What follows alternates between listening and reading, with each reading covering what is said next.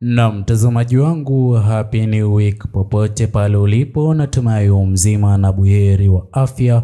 Kwa mara nyingine karibu tena katika YouTube channel yetu. Naam, mtazamaji wangu, leo hii ikiwa ni takriban siku 9 zilizoweza kusalia kabla ya uchaguzi mkuu kufanyika katika Jamhuri yetu ya Tanzania hivi sasa, sawia na maandamano ya vijana Gen Z yaliyoweza kuratibiwa kufanyika siku sawia na siku hiyo ya uchaguzi mkuu. Mtazamaji wangu, hivi sasa katika ukurasa rasmi wake Mheshimiwa John Heche kuna kile ambacho ameweza kukizungumzia kuhusiana na viongozi wa CCM kuwa mstari wa mbele kuzungumzia amani iweze kuwekwa siku ya uchaguzi, ila wao ndio wanaoonekana kuwa mstari wa mbele kuvuruga amani hiyo. Mtazamaji wangu, kwanza kabisa itakuwa vema iwapo utaweza kuchukua sekunde yako moja kwa kubonyeza maneno yaliyoandikwa subscribe chini ya video hii. Pia ni vyema iwapo utaweza kulike video hii ili YouTube moja kwa moja iweze kusuggest video hii kwa wale wote wanaozidi kufuatilia siasa za Jamhuri yetu ya Tanzania. Watanzania wote wapenda amani wa nchi hii, jana liona kwenye klipu tukio ambalo linaonekana kiongozi wa Chadema, makamo wa rais wa Chadema anazuiliwa kwenda kuzika. Huu ni uvunjifu wa amani. Ukisikia uvunjifu wa amani ni huu, alafu hakuna kiongozi yote ambaye anakemea. CCM mnavunja amani ya nchi hii.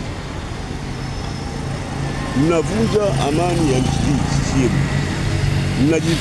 Mnajificha kwenye kimvuli kwamba nyie ni watu wa amani, lakini nambari moja ni CCM mnavunja amani. Alafu jana misikitini wote tumeongea sio amani, amani, tukapige kura. Watu wanaendaje kupiga kura? Watu wengine wanafanywa ubaya namna hii. Jamani, semeni kweli japokuwa linauma. Mwenyezi Mungu anasema msemo kweli. CCM mnavunja amani ya nchi hii. Mashekhe, mtatamani nione tamko lakini mtanyamaza kimya. Mashekhe ubwabwa, hamtaki kusema kweli kwa sababu napata visenti, mnaogopa. Ameondoka Odinga na sisi wote tutaondoka. Mimi mwenyewe natamka ni haki yangu ya katiba kupiga kura, sitapiga kura na mimi nitakwenda kwa maandamano. Kama nikafie huko, acha nikafie huko. Haiwezekani tukatazama vitu kama hivi. Mtu anazuiliwa kwenda kuzika kwenye msiba.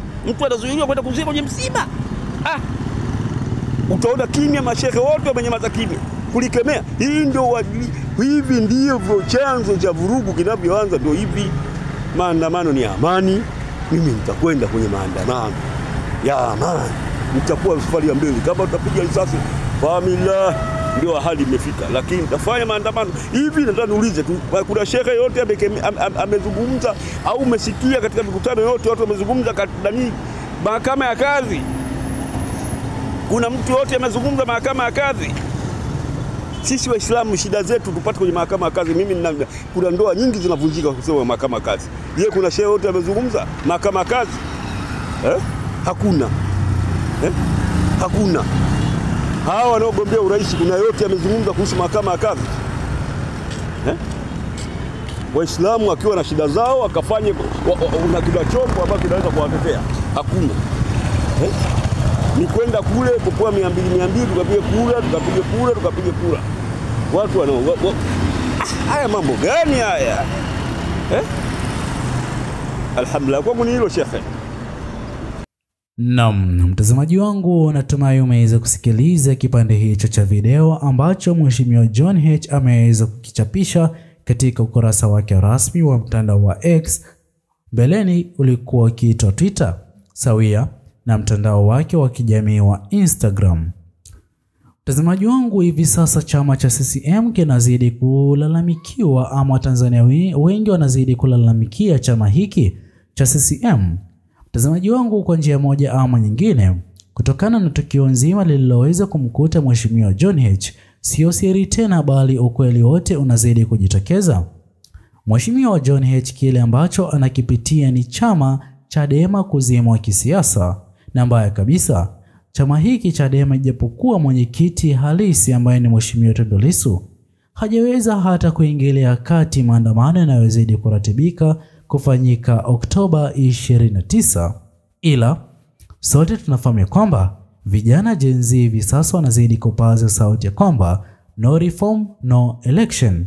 Mtazamaji wangu, kwa njia moja ama nyingine, hatua hii inaonekana chama cha CCM kimeweza kuingiwa na uoga, kwani kutokana na kipindi na wakati ambapo Mheshimiwa John H aliweza kuzuiwa katika mpaka wa Kenya na Tanzania, Watanzania hata na ushirikiano na Wakenya, ukweli uliweza kujidhihirisha wazi kwamba kweli CCM, chama hiki pamoja na viongozi wa serikali ya awamu ya sita wanazidi kutumia nguvu kupita kiasi kwa ajili ya wapinzani wao kisiasa. Mbaya kabisa, tofauti zao za kisiasa zimeweza kuvuka mipaka na hata kuathiri taifa kama la Kenya. Mtazamaji wangu, jambo la kwa mfano kuhudhuria mazishi yake Mheshimiwa Raila Amolo Odinga, mtazamaji wangu, chama cha CCM kisingeingilia kati swala hili, lingeweza kumwacha Mheshimiwa John H kuelekea katika Jamhuri ya Kenya kufanya maziko na kurejea nchini Tanzania. Ila waliweza kuonyesha jinsi ambavyo utawala wao ulivyokuwa ndani ya Jamhuri ya Tanzania wangependa waweze kufanya katika taifa jirani la Kenya, jambo ambalo Wakenya hawakuweza kulikubaliana nalo. Na mtazamaji wangu, kutokana na tukio hilo, Wakenya kuliona kutoka kwa uongozi mzima wa serikali ya awamu ya sita na hata kuona jinsi ambavyo baadhi ya viongozi katika Jamhuri ya Tanzania kunyamazia kimya swala hili, wameweza kufahamu ukweli halisi aliokuwa akiuzungumza Mheshimiwa Tundu Lissu kuhusiana na chama cha CCM na uongozi mzima wa serikali ya awamu ya sita kuwa na nia ya kuzima chama Chadema kisiasa. Pia hata Mheshimiwa Tundu Lissu mwenyewe, reforms anazozidi kuziomba zifanyike katika Jamhuri ya Tanzania hazitaweza kufanyika. Mtazamaji wangu, reforms hizi zitaweza kufaa Watanzania sana iwapo zingeweza kufanyika katika miaka mingine 5 ijayo, wasingeweza kupitia yale magumu waliyoweza kuyapitia chini ya chama cha CCM. Mtazamaji wangu, kwa mara nyingine, chama hiki cha CCM kutokana na kile walichoweza kukifanya, huku viongozi wakuu katika Jamhuri ya Tanzania kunyamazia kimya swala hili, linazidi kuonyesha kile kilichoweza kuwakuta wanaharakati kutoka katika taifa jirani la Kenya ambaye ni Boniface Mwangi, pamoja na mwanaharakati kutoka katika taifa jirani la Uganda ambaye ni Agatha. Na mtazamaji wangu, Mheshimiwa Tundu Lissu aliweza kudai kwamba ingekuwa ni utawala wake aliokuwa akiongoza na matukio kama hayo yaweze kutokea watu kutoka katika mataifa ya kigeni, kwa njia moja ama nyingine, kesi hiyo angeweza kuifuatilia na kujua wahusika. Ila katika chama cha CCM hilo halijaweza kutokea na hata wahusika hadi leo hii hawajaweza kujulikana, jambo ambalo linazidi kuonyesha wazi kwamba kuna ukiukaji wa haki za binadamu. Vile vile, mtazamaji wangu, kwa njia moja ama nyingine, hivi sasa katika Jamhuri ya Tanzania tukio nzima linalozidi kujadiliwa na hata kuzungumziwa kila pande ni kutoweka kwake Mheshimiwa Humphrey Polepole. Kwa mara nyingine, viongozi wakuu wa chama cha CCM serikali ya awamu ya sita wameweza kunyamazia kimya swala hili. Je, Watanzania ni sawa waweze kuelekea katika uchaguzi mkuu wa mwaka 2025 kama mambo kama haya yataweza kutokea katika Jamhuri ya Tanzania? Jambo ambalo ama taifa ambalo hakuna mtu anaweza kutarajia mambo ya sampule hiyo kutokea.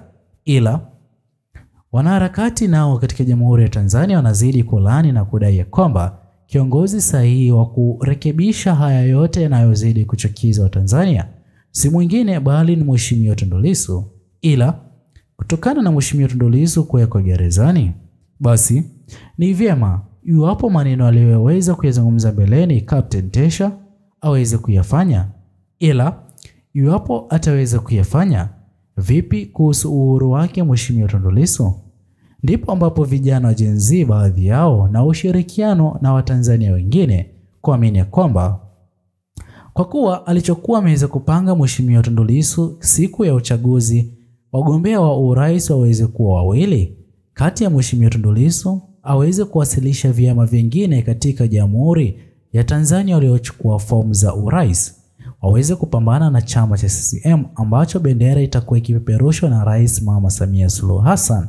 Hilo halitaweza kufanyika, basi ni vyema watu wasiweze kushiriki katika uchaguzi, bali waweze kuandamana kwa ajili ya kuomba uhuru wake Mheshimiwa Tundu Lissu, hata Mheshimiwa Humphrey Polepole na viongozi wengine, na hata wale wote ukiukaji wa haki za binadamu ziliweza kufanyika kwao waweze kupata haki yao. Kwani mwisho tuliweza kuona Boniface Mwangi pamoja na Agatha waliweza kuomba kiwango kikubwa cha fedha ili kesi hiyo isiweze kupelekwa katika mataifa ya kigeni, ila hilo liliweza kupuziliwa mbali na kesi hiyo kupelekwa katika mataifa ya kigeni, na hivi sasa inaendelea kusikizwa. Ila mtazamaji wangu, itakuwa vema iwapo ya hapo utaweza kutochia maoni yako kuhusiana na tarehe 29 mwezi huu wa 10 mwaka 2025.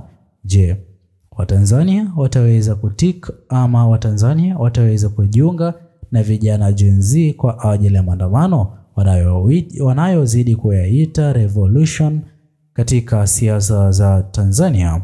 Usisahau kusubscribe, pia like video zetu kwa sisi hapa pia kufanikisha azma yetu ya subscribers 100,000. Bye bye until the next video.